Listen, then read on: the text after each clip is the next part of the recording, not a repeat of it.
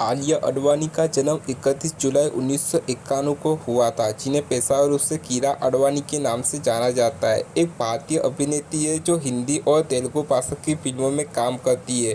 Comedy film फोगली में अभिनय की शुरुआत करने के बाद उन्होंने sport biopic MS Dhoni the under story MS Dhoni की पत्नी की भूमिका निभाई है। उन्हें Netflix anthology film rush stories में एक यौन अक्षमता पत्नी की भूमिका निभाने के लिए सराहना मिली है और राजनीतिक थ्रिलर भारत अने नैनू में प्रमुख महिला की भूमिका निभाई है। रोमांटिक ड्रामा कबीर सिंह और कॉमेडी ड्रामा गुड न्यूज में अभिनय के लिए आडवाणी को यह ध्यान मिला है, जो 2019 की सबसे ज़्यादा कमाई करने वाली हिंदी फिल्मों में से दो है।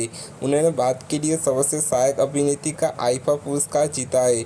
उन्हें 2022 की फिल्म बुलबुलिया 2 और जुग जुग जियो में व्यावसायिक सफलता मिली है। युद्ध फिल्म शेरशाह में विक्रम बत्ता की प्रेमिका और रोमांटिक ड्रामा सत्यप्रेम की कथा में एक परेशान विवाहित महिला के रूप में उनके प्रदर्शन ने सर्वश्रेष्ठ अभिनय के फिल्मफेयर पुरस्कार के लिए नामांकन अर्जित किया है। अभिनय के अलावा वह कई ब्रांडों और उत्पादों के राजदूत के रूप में भी काम करती है। आडवाणी ने अभिनेता सिद्धार्थ मल्होत्रा से शादी की है।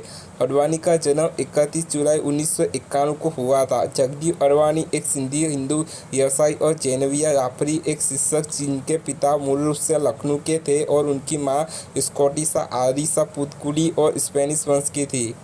उनका छोटा भाई निशल एक संगीतकार है। वह अपने मातृ परिवार के मध्य से कई मशहूर हस्तियों से जुड़ी हुई है। अभिनेता अशोक कुमार और शाहिद जाफरी कमर्स उनके सौतेले परदादा और परदादा है।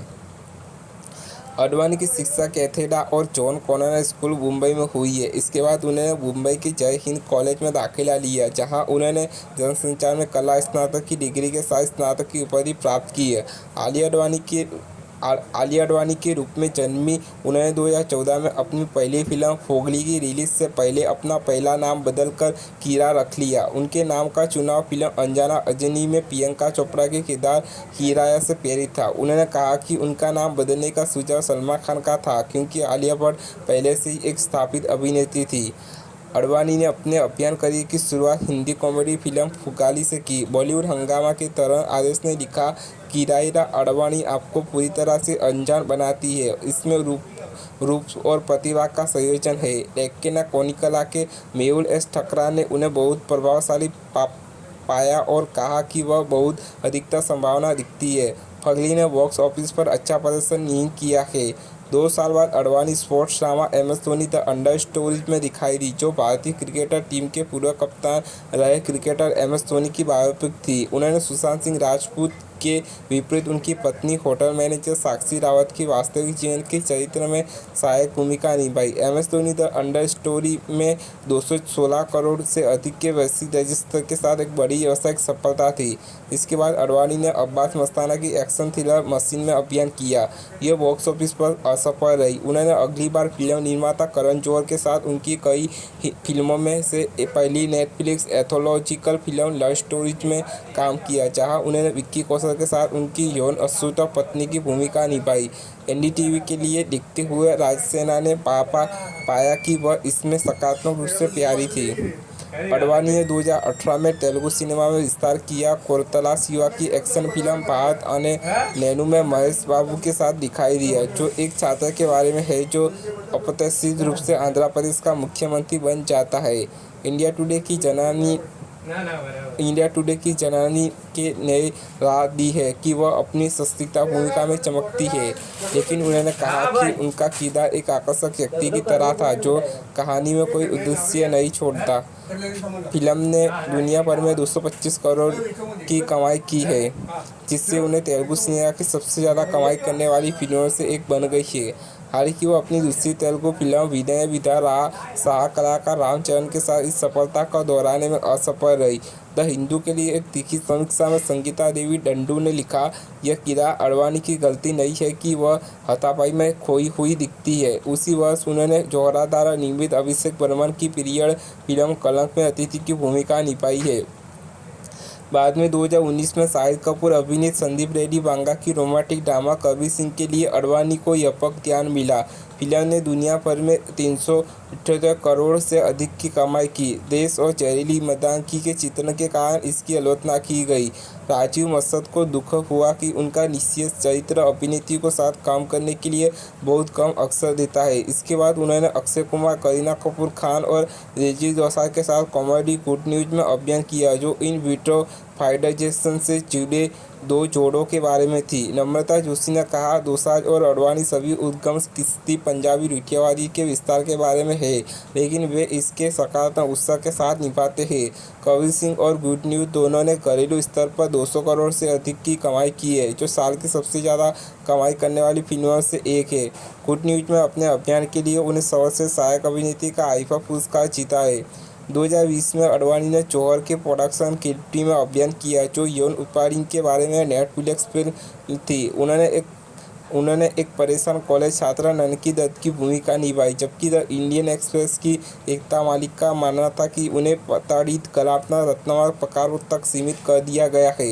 हिंदुस्तान टाइम्स के रोहन नाहर ने उनके अविश्वसनीय नाटकीय के रूप में बिल्कुल शानदार प्रदर्शन की सराहना की है।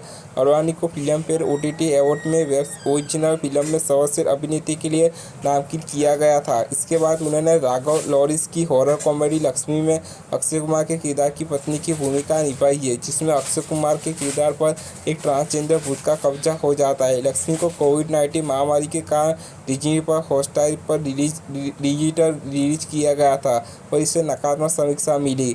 फिर भी इसे मंच पर मजबूत दर्शक संख्या प्राप्त हुई। 2020 की अपनी अंतिम रिलीज में अडवाणी ने बेहद रोमांटिक कॉमेडी इंदु की जवानी में अभिनय किया। अडवाणी ने अगली बार सैन्य अधिकारी विक्रम बत्रा, सिद्धार्थ मल्होत्रा द्वारा अभिनीत के जीवन पर आधारित युद्ध फिल्म शेरशाह में अभिनय किया, जिसमें उन्होंने बत्रा की प्रेमिका की भूमिका निभाई। यह फिल्म अमेजन प्राइम वीडियो पर डिजिटल रूप से रिलीज हुई, जिस पर यह सबसे अधिक स्ट्रीम की जाने वाली भारतीय फिल्म बन गई। फास्ट पोस्ट के अतरा MS पेडिकट ने कहा कि अडवाणी अपनी सुष्मिता भूमिका में चमकदार है। उन्हें सर्वश्रेष्ठ अभिनेत्री के लिए फिल्मफेयर पुरस्कार के लिए नामांकन मिला है। अगले वर्ष वह तब्बू और कार्तिक आर्यन के साथ कॉमेडी हॉरर फिल्म भूल भुलैया 2 में दिखाई दी। द इंडियन एक्सप्रेस की शालिनी ट्लेगर ने लिखा कि उनके पास कभी भी कमर पॉप अप करने के अलावा बहुत काम करने को है। दुनिया भर में 2.6 मिलियन से अधिक की कमाई के साथ यह फिल्म यशिक रूप से उनकी सबसे सफल फिल्मों से एक बनकर उभरी। अडवाणी ने तलाक के बारे में कॉमेडी ड्रामा जुग जुग जियो में कलाकारों के साथ अभिनय किया, जिसमें वरुण धवन और उन्होंने एक नाखुश विवाहित जोड़ी की भूमिका निभाई। हिंदुस्तान टाइम्स के लिए लिखते हुए मोनिका रावल कुकरेजा ने इसमें उनके सर्वश्रेष्ठ प्रदर्शन की सराहना की। इसने दुनिया भर में 1.35 मिलियन की कमाई की। इसके बाद उन्होंने विक्की कौशल और भूमि पेडनेकर के साथ कॉमिक थ्रिलर गोविंदा नाम मेरा में अभिनय किया, जो डिज्नी प्लस हॉटस्टार डिजिटल रूप से रिलीज हुई। रेडिकॉम की सुकानिया वर्मा की राय है कि किरा अडवाणी की ऊर्जा उससे कहीं अधिक भारी वजन उठाने में सक्षम है, जितना उसे श्रेय जाता है। अडवाणी सत्यम प्रेम की कथा में कार्तिक आर्यन के साथ फिर से जुड़े, जो एक परेशान शादी के बारे में एक रोमांटिक ड्रामा है। स्कोर इनकी नंदिनी रामनाथ ने अपने स्वदेशी भावपूर्ण प्रदर्शन को प्रभावित करने वाला पापा और कहा कि वह अपने बढ़ते आत्मविश्वास का और सबूत प्रदर्शित करती है। यह एक मामूली व्यावसायिक सफलता के रूप में उभरी है। अडवाणी को सर्वश्रेष्ठ अभिनेत्री के लिए अपना दूसरा फिल्मफेयर नामांकन मिला है। अडवाणी अगली बार S. शंकर द्वारा निर्देशित तेलुगु फिल्म गेम चेंजर में रामचरण के साथ कलाकार के रूप में दिखाई देंगे। वह IIR spy universe action sequel War 2 में भी शामिल होगी। 2020 में अभिनेता सिद्धार्थ मल्होत्रा के साथ डेटिंग की लगातार अफवाहों के बावजूद अडवाणी ने सार्वजनिक रूप से रिश्ते के बारे में बात नहीं की है। 7 फरवरी 2023 को उन्होंने राजस्थान के जैसलमेर में एक पारंपरिक हिंदू विवाह समारोह में शादी की है। उनकी शादी को व्यापक मीडिया का ध्यान मिला है, जिसके परिणामस्वरूप उनकी शादी की तस्वीरें भारत में सबसे ज़्यादा पसंद की जाने वाली इंस्टाग्राम पोस्ट बन गई है। फिल्मफेयर के रघुवींद्र सिंह अडवाणी को आकर्षक, जीवंत और हमेशा ऊर्जा से भरपूर मानते हैं। द न्यू इंडियन एक्सप्रेस की साबा भगत कहती है, अपनी पहली फिल्म के बाद आलोचना द्वारा लगभग खारिज कर दिए जाने के बाद अडवाणी ने असफलता को स्वीकार कर लिया था और जाहिर तौर पर हिट दर हिट के साथ सफलता की राह पर है।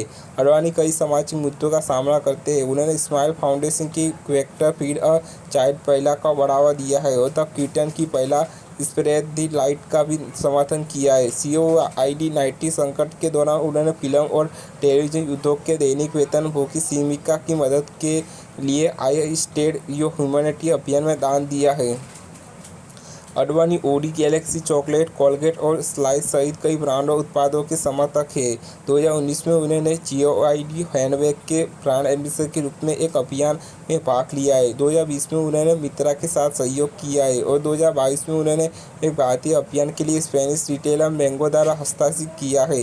2023 में रिलायंस रिटेल के ब्यूटी ब्रांड टीआर कवेरा ओट्स कंपनी ने उन्हें एक राजदूत के रूप में साइन किया है।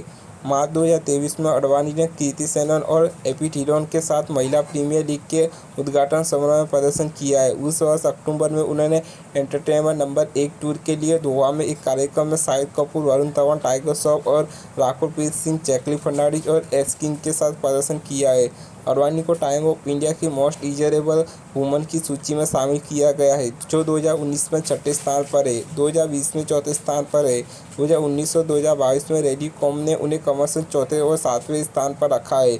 बॉलीवुड सिनेमा के 10 लोकप्रिय सितारे की उनकी सूची में 2022 में जुकायो इंडिया ने अडवाणी को अपनी 30 सबसे प्रभावशाली युवा भारतीय की सूची स्थान दिया है और उन्हें देश में सबसे अच्छे कपड़े पहनने वाली हस्तियों में से एक का नाम दिया है। 2023 में अडवाणी भारत में गूगल पर सबसे अधिक खोजी जाने वाली व्यक्ति बन गए हैं।